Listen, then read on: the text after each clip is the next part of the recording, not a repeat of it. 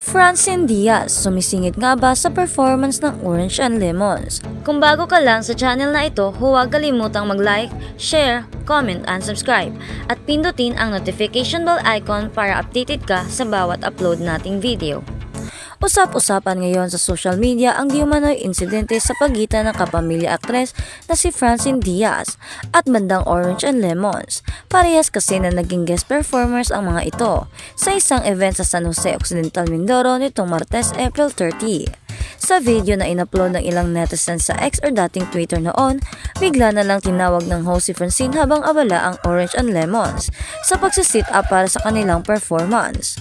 Habang nagsasalita si Francine ay tila nagkakagulo ang mga members ng Orange and Lemons sa likuran at tila may tensyon sa pagitan ng banda at isa sa mga organizers ng event. Ang dapat na pagbati lang ng dalaga ay nagtuloy na sa pagkanta, ngunit bago pa siya magsimula ay malakas na tumugtog ang gitara. At dahil nga sa pagtugtog ng gitara ay hindi naririnig ni Francine ang music, kaya suminyas ito at nag-adlib sa mga tao na sumabay sa kanyang pagkanta. Samantala, may video rin sa X kung saan mapapanood na habang kumakanta ang kapamilya star ay nag-aayos na ng gamit ang Orange and Lemons at tila nag-walkout rayon sa ilang netizens. Nagsalita naman ang lead guitarist ng Orange and Lemons na si Clem Castro at humingi ng tawad sa nangyari. Ngunit hindi rin niya napigilan na maglabas ng sama ng loob ukol sa nangyari. Gusto ko lang maghingi ng paumanhin pero kailangan kong sabihin ito para sa mga artista na kasi dapat kaninang 11 pa kami dito. Pero sana naman walang sumisingit, yun lang. Respeto lang ba? Yun lang, gusto ko lang sabihin yon, saad pa ni Clem.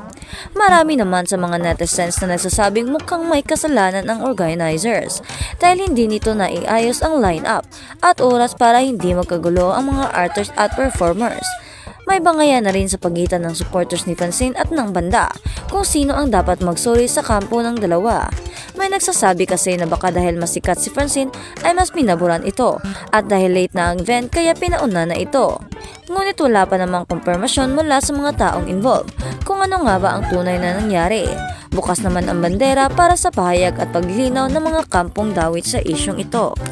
At sa kabilang banda, Gerald Anderson fully supports Joslea's comeback film.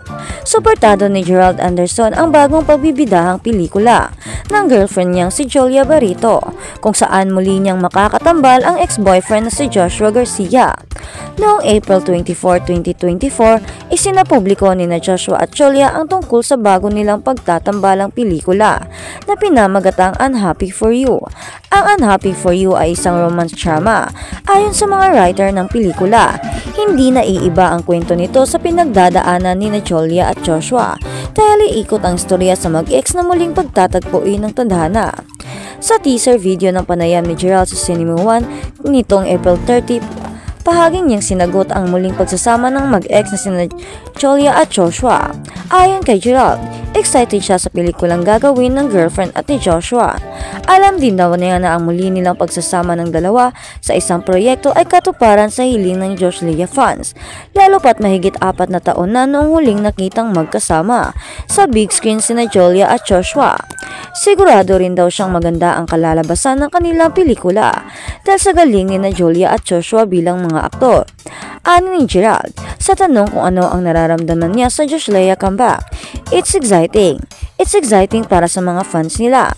I'm not sure ilang years ago silang huling nagkasama, but I've been in that situation.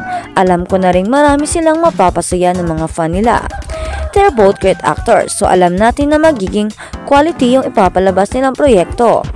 Matagal ng bulong-bulungang magkakaroon ng reunion ang projects ni na Jolia at Joshua sa kabila ng kanilang nakaraan. Hanggang sa makumpirma ito noong April 24 nang mag-live sa YouTube ang Star Cinema at Viva Films para sa new movie alert.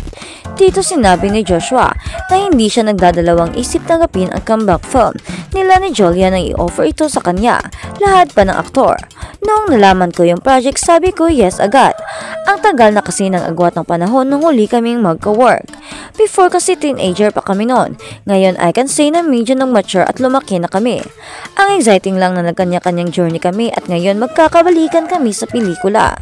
Ganito rin ang naging revelasyon ni Jolia.